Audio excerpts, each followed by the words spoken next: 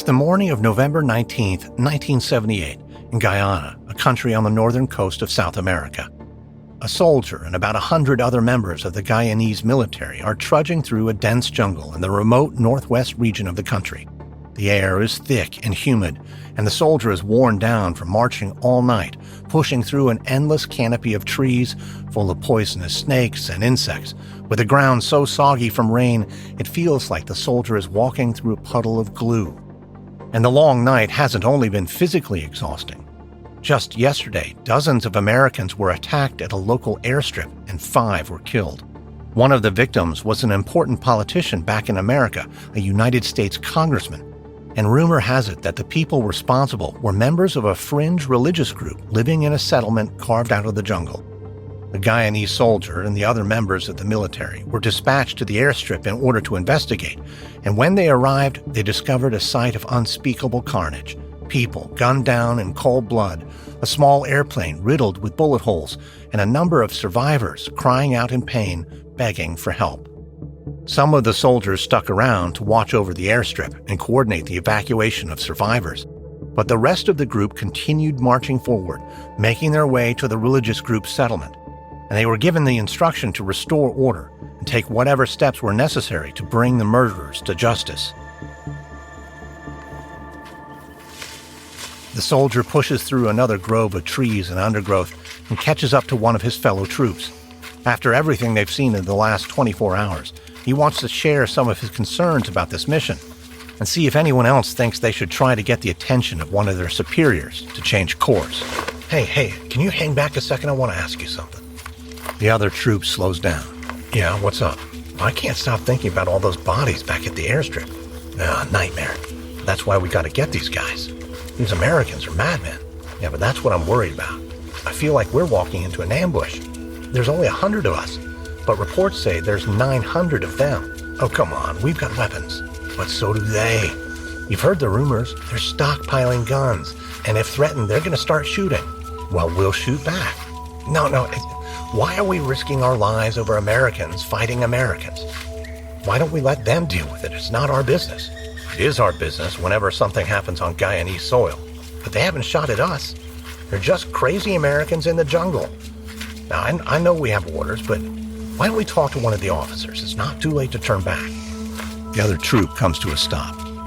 They haven't shot at one of us yet, but the man they're following, their leader, sounds like he's lost his mind. And what happens if he is building an army? You think he's no threat? No, look, I don't like this mission, not one bit. And I'm not happy we're being put on some cleanup. The Prime Minister has known about these people for a long time. It's not a new problem, but we can't just stand around and do nothing. You saw the bodies at the airstrip. So either we take care of this, or it's going to happen again. And that's the end of the discussion, because right then a commander orders the line to halt. The soldier scans left and right, trying to see through the gauzy morning mist, but he can't make out anything beyond the dozen or so soldiers closest to him, who now stand gripping their rifles. The commander then gives an order to assemble for attack. The soldier falls in with his comrades, and they assume a V formation, with his superior officer at the tip of the V. He silently waves them forward, and they all begin stepping carefully through the mud and brush. With every step, the soldier girds himself for the shrill sound of gunfire. But a moment later, again from somewhere up ahead, one of his fellow troops cries out in horror.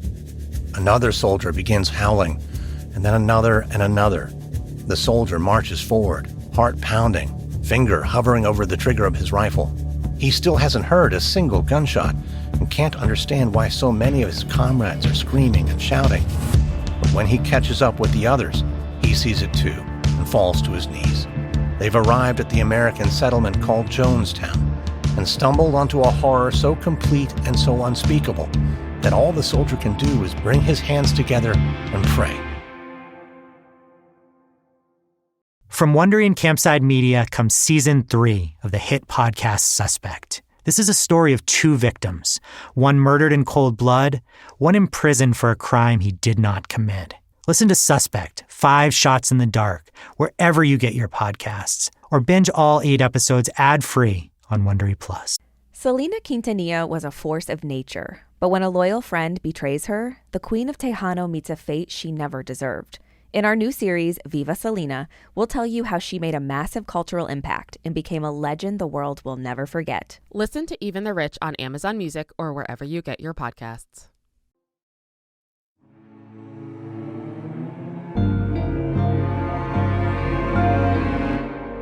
From Wondery, I'm Lindsey Graham, and this is American Scandal.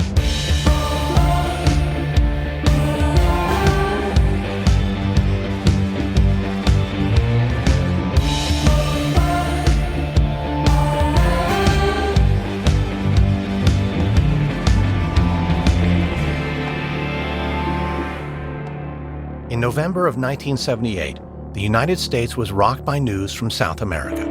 Over 900 Americans had been found dead in the jungles of Guyana at a religious settlement known as Jonestown. Jonestown was meant to be a utopia, a community founded on principles of egalitarianism and social justice. There, in the jungle, far from what the group believed to be the tyranny of American capitalism, the residents would share resources and labor and show the world that a truly just and equal society was possible. But the people living in Jonestown would only end up showing the world something else entirely. As images of the massacre found their way back to the U.S., the American public was left with a series of haunting questions. How could a community so devoted to social justice end in such carnage, and why had nobody seen it coming? In the decades after 1978, Jonestown grew into one of the most infamous stories about American cults and the dangers of blind faith. This tragedy even gave the public the phrase, drinking the Kool-Aid. But the story of Jonestown is about much more than a group's unquestioning belief in its leader. It's about the limits of a community built on an earnest but rigid political ideology, and leaders in government who, guided by their own self-interest, looked the other way when problems began to surface. This is Episode 1, Reverend Jim Jones. It's the late 1930s in Lynn, Indiana. A 6-year-old boy stands barefoot in the middle of a gravel road. He curls his toes in the dirt, and the late afternoon sun beats down on his dark black hair. To his right are a handful of modest, single-story homes. To his left are a bank of empty woods. The road is quiet, though the boy can hear a train approaching a few blocks away. Young Jimmy Jones kicks around some pebbles, trying to figure out what to do with the afternoon. In the past, he used to go straight home after school, but things recently have changed. His mother took a job at a factory and has to work until the evening. She doesn't want him waiting alone in the house, but Jones' father spends his days and nights lingering in the pool hall. So every day after school, Jones wanders through the streets in town, daydreaming. And as he's wandering aimlessly today, staring up at the sky, a nearby door opens, and a tall, thin woman with hunched shoulders calls out, inviting Jones over to her house. She says if he wants, she's got a treat for him. Jones smiles at the offer. Ever since he started wandering the streets in the afternoon, he's been taken in by a lot of nice ladies in town. Usually they give him snacks and a glass of water, and Jones never turns down the offers. So he nods and goes over to the woman, who says her name is Mrs. Myrtle Kennedy. She tells Jones to come on inside because she has a pie cooling on the windowsill. Jones enters the house and takes a seat at the dining room table. Mrs. Kennedy sets down an apple pie with cinnamon and brown sugar oozing up through the crust. Kennedy cuts a large slice for him, and as Jones begins shoveling down a bite, he notices a thick book sitting on the kitchen table. Jones asks what it is, and Kennedy raises an eyebrow. She says that's the Bible. Doesn't he know that? Jones nods. He's heard of the Bible, but he confesses he doesn't really know what's in it. Mrs. Kennedy sighs and says she's heard the stories, that Jones's mother doesn't take him to church on Sundays. For a moment, Jones worries that Mrs. Kennedy is upset and that she might take away the pie. Instead, she starts smiling sweetly and pats Jones on the head. She says it's never too late to start learning about God. So Mrs. Kennedy begins reading a passage about clothing the naked and feeding the hungry. And she tells Jones the reason why she always keeps an apple pie on the windowsill is so she can care for her fellow man. That's the way of Jesus. It's about seeing everyone as equal and helping one another, no matter who someone is or what they've been through. In fact, she says Jesus was an outcast, known for wandering the world in search of something just like Jones, as he wanders the streets of town. And Jesus loved everyone so much, he was willing to sacrifice his own life for their sins.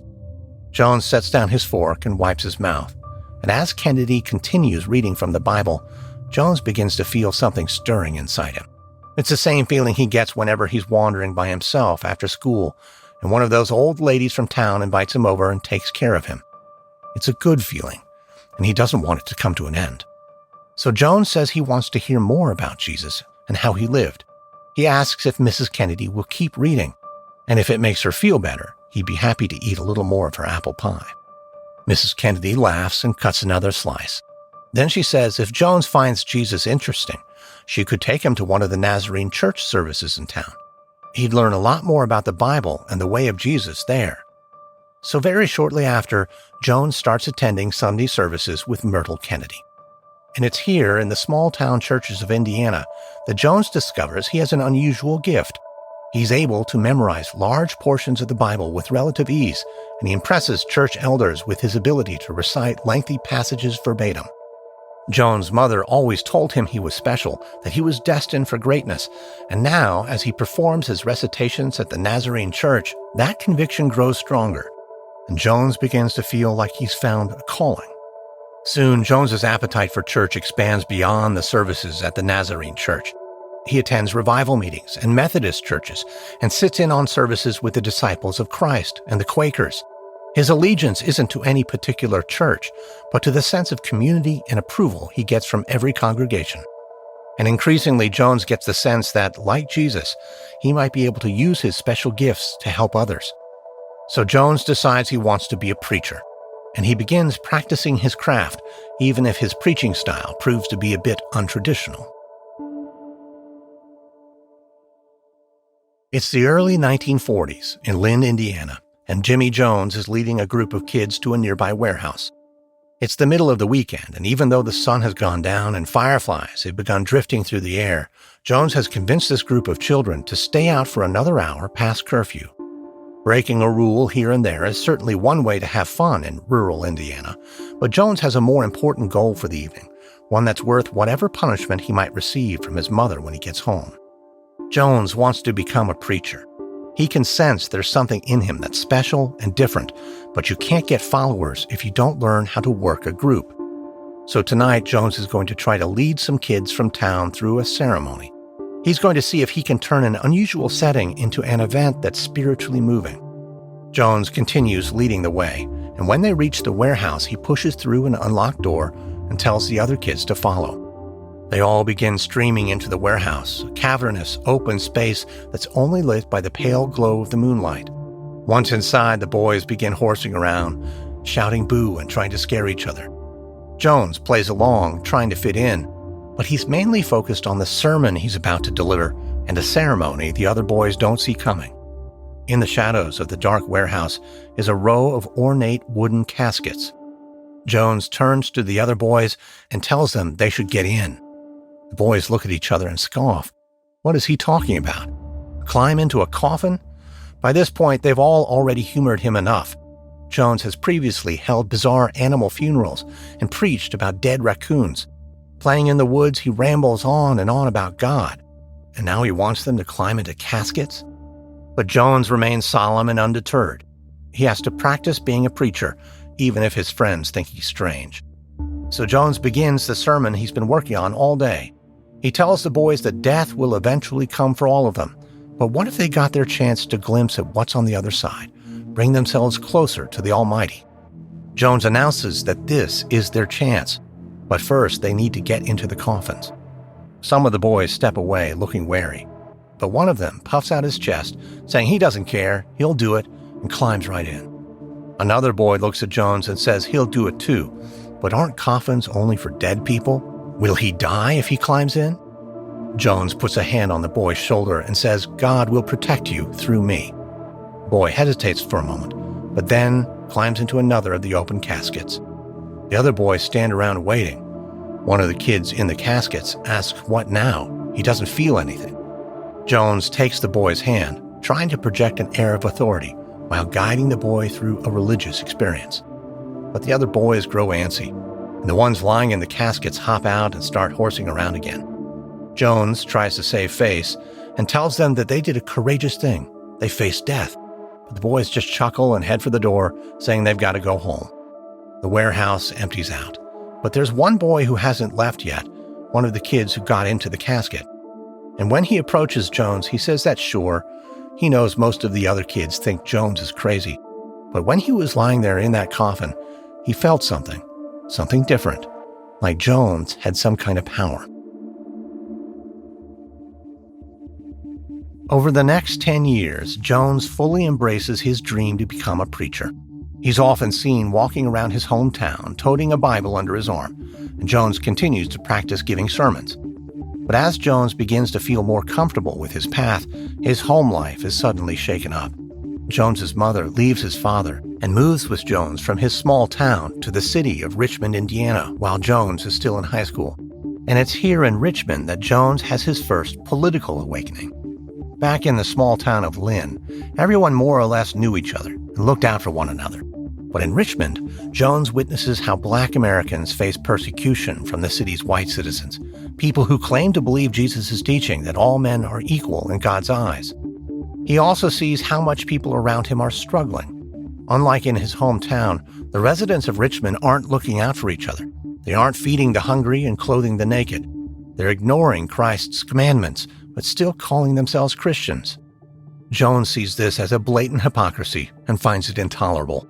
But he also starts to understand why things work the way they do outside his small hometown. The Cold War is in full swing, and the idea of Christian giving, from each according to his ability to each according to his need, is also the core principle of socialism. Jones finds those beliefs compelling, but with the stigma around socialism, he can't discuss his newfound philosophy. But he does find a way to act on his beliefs. At 17 years old, Jones is hired as an orderly at Reed Memorial Hospital. He works night shifts, doing the dirty work of mopping the floors and disposing of medical waste. But even while he does, Jones goes out of his way to connect with patients and families, regardless of the color of their skin. And it's while working at the hospital that Jones also meets Marceline Baldwin, the woman who will change the course of his life. The two fall in love and quickly get married. But while Marceline comes from a devout Methodist family, Jones's increasingly strident socialist beliefs in equality and justice begin to put the relationship to the test. It's a cool afternoon, and Marceline Jones is trying to remain calm as she pushes open the screen door of her parents' home in Indiana and steps out onto the porch. Marceline can't believe what just happened at the dinner table. Her mother and her husband, Jim, got into a near shouting match. It was a predictable fight about race and politics, and Marceline had hoped that once they both said their piece, cooler heads would prevail, but now her husband is storming toward the car with a suitcase in each hand.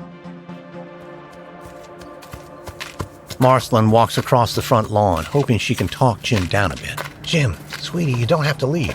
"No, sorry, Marceline, but I am getting out of here. That woman in there is throwing around the most foul word you can use for black people. That woman in there is my mother, Jim, and she didn't mean it that way. Then how did she mean it? Look, she's from a different time. Her mind isn't open to new ideas about America. That is no excuse." "Maybe not, but Jim, she is my mother, and you and I are married. We have to figure out a way to make these kind of situations work.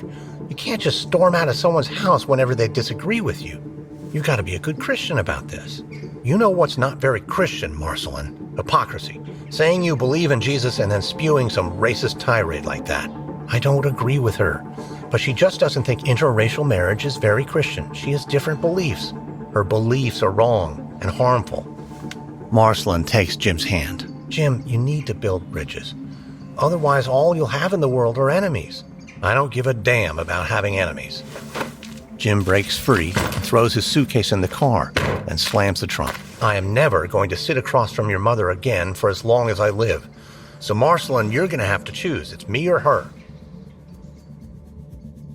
Marceline is stunned by the ultimatum, and she doesn't know how a marriage can survive these kind of conflicts, a fracture between her own family and the man she loves. But Jim's conviction is one of the things she loves most about him. He has a deeply ingrained sense of right and wrong, and Marceline trusts him. So with a heavy heart, Marceline says she'll go grab her bags. They'll take off together. Jim just has to promise that she is not going to regret this.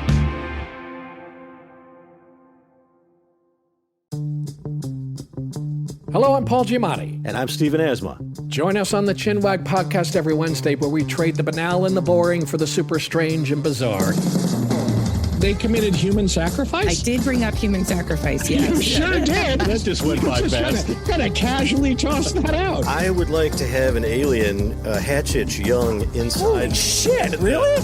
She saw world peace, and I saw demons coming out of the wall. I will say that there was a green couch outside of the principal's office, and you sat on it if you had lice or if you got into trouble. They wake you up from the goo pods to live in reality, and you're naked and screaming. It's like...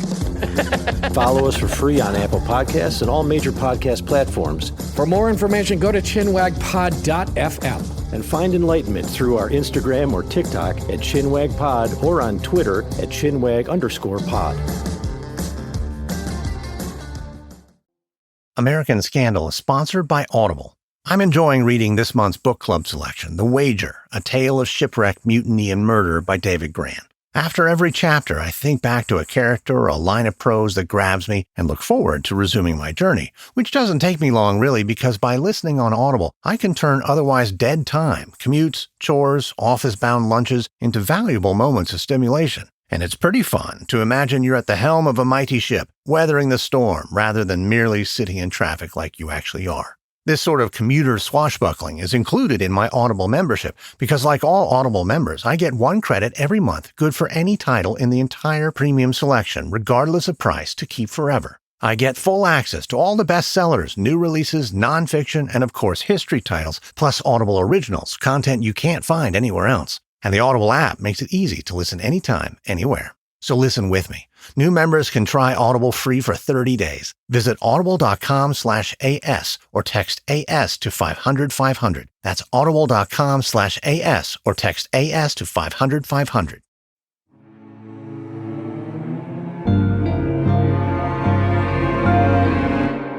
Even as a child, Jim Jones knew he wanted to be a preacher. But now, in 1952, as a 20-year-old, Jones has begun to sour on Christian churches.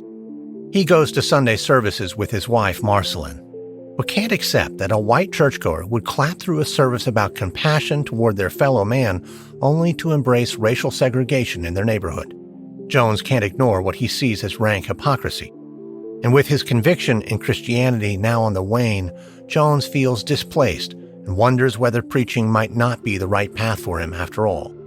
So Jones tries his hand at college, studying at the University of Indiana, taking a variety of classes while still working at night. But a formal education isn't the right fit either. Jones continues searching for a sense of meaning, community, and purpose, but they're elusive until 1952 when Jones has a breakthrough. The Methodists, the denomination his wife belongs to, announce a new emphasis on social justice, including the alleviation of poverty, the right of collective bargaining, free speech, prison reform, full employment, and racial integration. The Methodists' new platform matches many of the socialist beliefs Jones has held sacrosanct for years. And so it's on a Sunday morning in the summer of 1952, while pacing in the back hallway of Somerset Methodist Church, that Jones begins to sense he might find a new home in a Christian church after all. But he's nervous. The church's lead minister has finally given Jones the chance to deliver a Sunday sermon, an opportunity that Jones as a student pastor has never been offered before. And while Jones has sermonized to friends and people on the street, this is a first, stepping in front of a real congregation and proving he has what it takes to be a preacher. Finally, it's time, and Jones steps out in front of the congregation and heads up to the pulpit. As he looks out at the church pews, he can see the congregants are surprised, even upset, to see Jones tasked with the Sunday sermon. But the lead minister remains standing in the back of the room and signals for Jones to go ahead. Jones sets down a handwritten sermon and smooths out the paper. He had a different vision for this talk. He wanted to spend some time on the recent headlines, discussing problems like America's nuclear weapons and the Korean War. But the minister told Jones the congregants are looking for something uplifting on their weekends, not a political diatribe. So Jones tempered the message, but it's still an impassioned speech that begins with a warning that each of us faces the allure of conflict, that humans are pushed toward division instead of coming together to be of service to one another. Jones begins to work himself up, saying it's up to them as Christians to fight against this pull toward division. They have to draw from the goodness in their hearts. They must work together toward common goals and dig down within themselves to find a different way to live, to help each other with repairs at home or with errands, to lend a hand with childcare after school. Jones scans the crowd and sees he has their attention. A few congregants are even smiling. Jones concludes the sermon by telling his audience that they must embody the change they long for, one small step or leap of faith at a time. That is the only way to live in God's image. Jones folds up his notes and thanks the congregation for letting a young student pastor speak about the glory of God. Then he walks down from the pulpit and hears the first few claps, and soon the congregants offer a polite but steady applause. Jones smiles as he makes his way to the back. He feels good. He finally preached in front of a real congregation in a real church. The format was rigid, and the crowd was at first skeptical, but Jones proved to himself and the church's community that he's capable of being a preacher, and he has a bright future ahead of him. Jones's first sermon is a milestone in his development as a young pastor, but it doesn't take long before he begins to feel stifled by Somerset Methodist Church. As a student pastor, he doesn't have an official position. He's only considered a volunteer, and the work is unpaid and often menial. Jones does get more opportunities to preach from the pulpit, but he feels constrained here too by the rigid format of church services, and everything Jones preaches has to be approved by the lead minister. Jones has been heartened to see that the Methodists had adopted a platform based on social justice, but he still longs for the freedom and spontaneity of other modes of preaching and the ability to speak his heart without any constraints. So on weeknights, Jones begins driving to small towns, both in Indiana and neighboring states, searching for revival meetings, events involving preaching, music, and prayer, meant to compel the audience to follow the ways of God. Here, in tents off the side of dirt roads, worshipers gather together regardless of their denomination. They bask in the power of the Almighty, electrified by the evangelical messages of revivalist preachers. Jones had seen these kind of meetings when he was a boy and found them fascinating. But now, as a young man, aspiring to be a serious pastor, he begins studying the techniques used by revivalist preachers, taking note of what seems to draw emotional reactions from the crowd. The most dramatic moments tend to be the healings. Preachers, drawing on the power of the Lord, offer worshipers an instant cure for disease and cast out the devil from people in the audience. When preachers start in with these healings, people often break down and weep. And even more important, the collection plate makes the rounds and fills up with money. It's an alluring sight for Jones. His work as a student pastor isn't paying the bills. So he decides to try his hand at healings, practicing in small crowds in the rural areas outside Indianapolis. At first, he stumbles, but then in 1953, in Detroit, Michigan, he finds his footing. Jim Jones is walking through a church packed with hundreds of Protestant ministers. The men come from a range of denominations and have traveled across the Midwest for a religious seminar, one almost like a professional convention. As Jones looks around, he sees some of the most famous preachers from across the region, and he can't help but feel envious. Jones has been making some progress as a preacher on the revival circuit, but he's nothing like these guys, ministers with large followings and outsized reputations.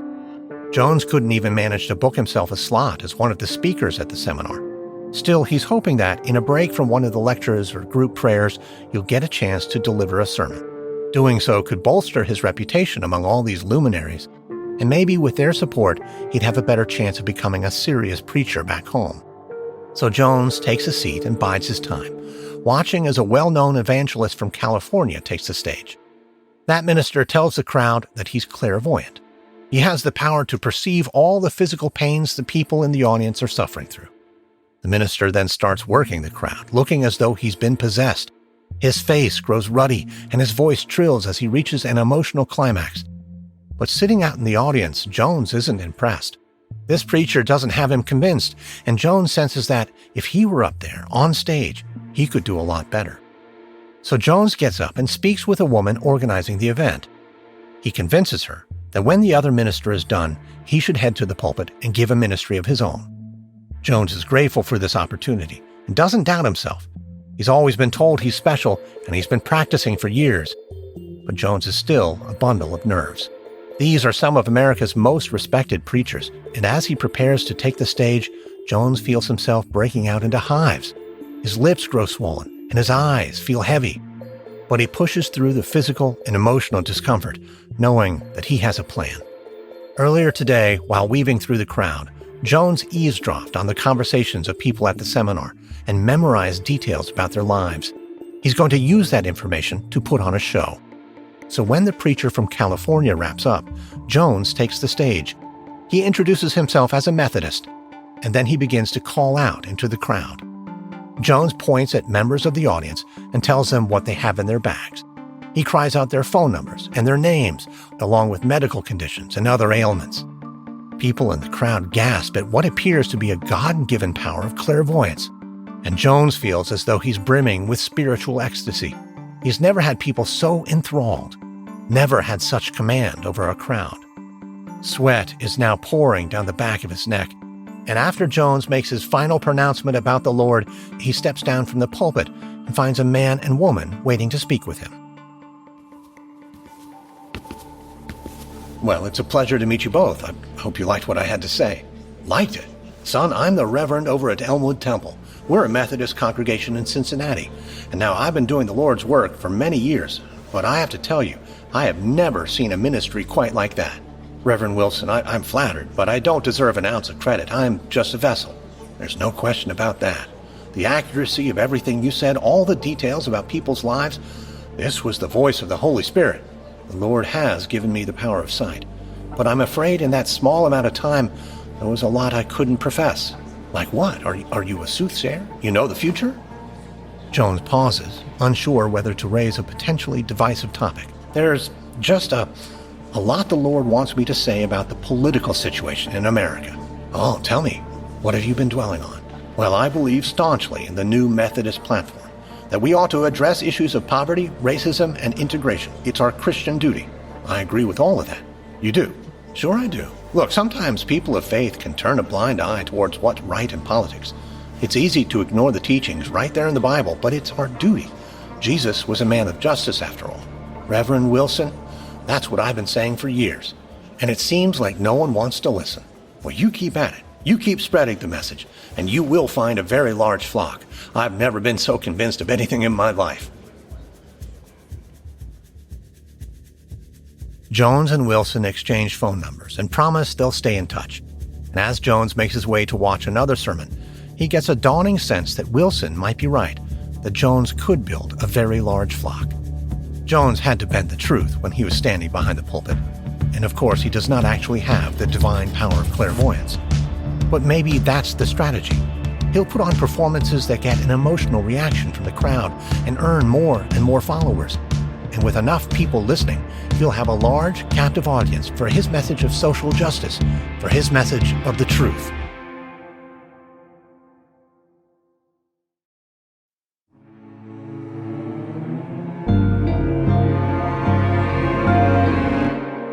In 1954, a year after performing his acts of clairvoyance in Columbus, Indiana, Jim Jones finally loses his patience with Somerset Methodist Church. He's tired of their all-white congregation and its relatively conservative worldview. Instead, he dreams about preaching to a fully integrated church where black and white congregants can worship side by side, a church where Jones can preach about ending war and the values of socialism. So Jones parts ways with Somerset Methodist Church and takes the money he's made preaching on the revival circuit and uses it to rent a small storefront church in Indianapolis. He calls it Community Unity and begins spreading leaflets throughout the neighborhood. Jones focuses on recruiting black residents, building a church that'll be racially integrated and far different from the other congregations in the area. And that's why an elderly black woman is ignoring her aching joints and the stale, musty air inside Community Unity. She's heard a lot from friends about a young white man who's been preaching, and she wants to see him in action. As she gazes across the church, looking at the few dozen other people who've shown up, she notices that, like her, they're mostly older and black. But they all turn and stare with rapt attention as the young, white Reverend takes the stage. The woman studies the preacher, a bit puzzled. He can't be more than 23 years old. He has soft, cherubic cheeks and black hair slicked to one side, with pieces dangling in front of his eyes. He doesn't look like a real preacher. He doesn't sound like one either, pacing back and forth, beckoning to the audience, asking, "What's bothering you?" The crowd around the old woman mutters quietly, so Jones repeats himself. He wants to know what kind of worldly, day-to-day problems they're dealing with. This elderly woman has a whole laundry list of issues, including the regular slight she suffers from some of the white residents in town. But something that's really been grating her is the problem with the electric company. And without realizing what she's doing, the woman raises her hand and lays out the issue. She hasn't had reliable electricity for months. She's called the company, telling them they need to come fix her electricity, and she wasn't willing to pay any of the bills until they'd take care of it. But the company said if she wasn't willing to pay, then they're in their right to come turn off her electricity for good. The old woman tells this young preacher that her whole family lives with her, including her grandkids who are trying to keep up in school.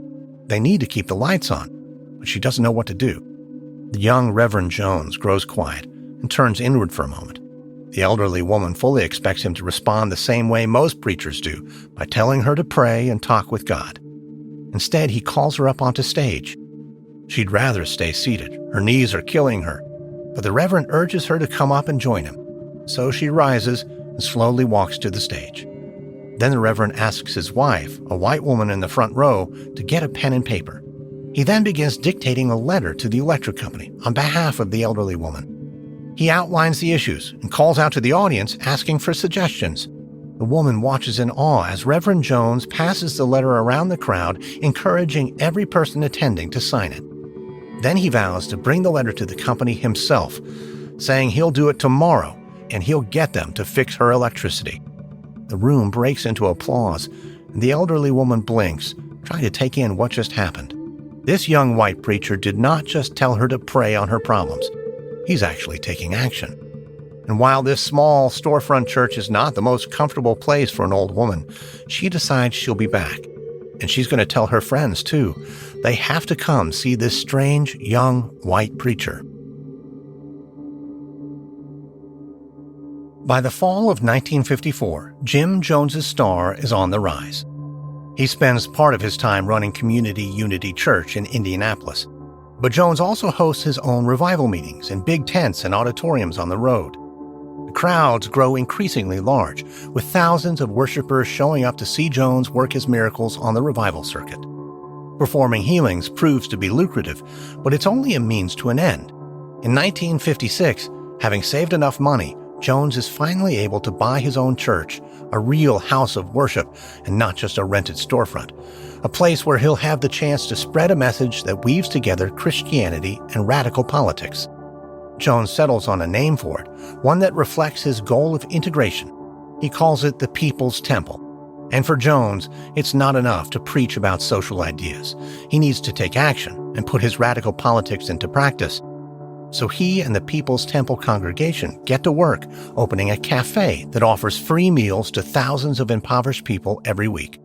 Jones then opens a nursing home that provides the best care in the area and organizes clothing drives for the poor. And to push for racial integration, he orchestrates demonstrations and works with policymakers on legislation.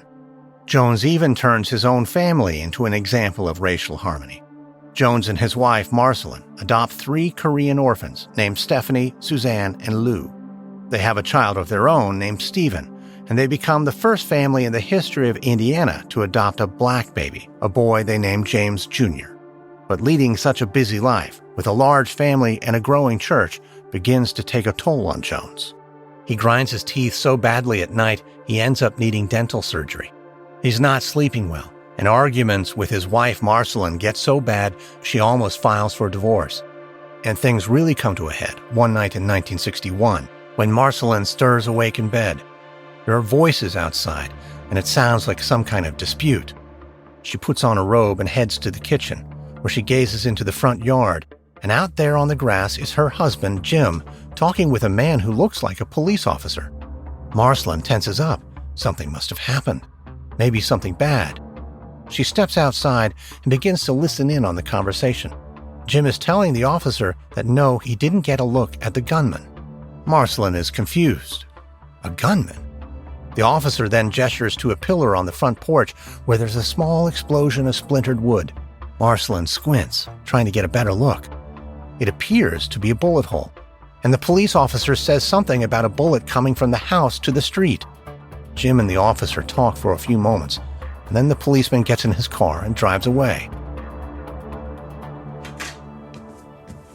Jim steps back into the house, and Marceline rushes over. "Jim, what happened?" "I don't know. I couldn't sleep, so I tried to catch up on the news and read the paper. But then I heard a car screech up. Some guy said something, and then there's a gunshot outside. I can't believe it didn't wake you. Do you think this is some sort of random thing?" "No, Marcy, I told the officer this was targeted. Someone's trying to kill me, for sure. And here you were this entire time, thinking I was crazy for buying all those guns." "I didn't think you were crazy. What are you talking about? Why would someone be trying to kill you?" "The things I'm doing out here. Talking about ending war and oppression. This was bound to happen, I told you. Some bigot trying to shoot me down, coming for our family." "I guess that's possible, but it's hard to believe it really happened." "It did really happen, but thank the Lord we're all okay. And that must be a sign. The world needs me, Marcy. Well, there's no question. You're important to a lot of people. And thank God you are okay." Marceline reaches over and lays a hand on Jim's shoulder, trying to comfort him. But suddenly, she's hit with a thought. "You know, Jim, the police officer, he said the bullet looked like it came from inside the house, that it was fired into the street. How did that happen? I mean, were you shooting?" Jim narrows his eyes. "You don't believe me. You don't think I'm in danger." No, and that's not what I'm saying. Because you know I would never lie to you, Marcy." "Of course you wouldn't." Pfft, I can't believe this. I sincerely hope you believe me." "I believe you, Jim. I do, I promise." Jim heads back to the bedroom, but Marceline remains standing near the front door, trying to process everything that happened. Jim was adamant that he would never lie to her. At the same time, Marceline knows her husband has a give-and-take relationship with the truth, especially when he has an audience. Still, it's never gone this far. Faking an attempt on his own life, whatever happened tonight must have been real. So Marceline pushes any doubts to the back of her mind and presses her hands together, praying to God that no one will hurt Jim or anyone else in their family, and that no matter what kinds of threats they may face, nothing will stop her and Jim from building the People's Temple and spreading a radical message of justice. From Wondery, this is episode 1 of Jonestown for American Scandal. In our next episode, Jim Jones moves the People's Temple out west, but as Jones finds a larger following, privately, he begins to unravel. Hey, Prime members, you can listen to American Scandal ad-free on Amazon Music. Download the Amazon Music app today. Or you can listen ad-free with Wondery Plus and Apple Podcasts. Before you go, tell us about yourself by completing a short survey at Wondery.com/survey. If you'd like to learn more about Jonestown, we recommend the book The Road to Jonestown by Jeff Gwynne, Raven by Tim Reiterman, and the San Diego State University Special Collection, Alternative Considerations of Jonestown and People's Temple, available online. This episode contains reenactments and dramatized details, and while in most cases we can't know exactly what was said, all our dramatizations are based on historical research. American Scandal is hosted, edited, and executive produced by me, Lindsey Graham, for Airship. Audio editing by Christian Paraga. Sound design by Molly Bach. Music editing by Katrina Zimrak. Music by Lindsey Graham. This episode is written by A.J. Marichal. Edited by Emma Cortland. Produced by Andy Herman. Fact-checking by Alyssa Jung Perry. Our senior producer is Gabe Riven. Executive producers are Stephanie Jens, Jenny Lauer Beckman, and Marshall Louie for Wondery.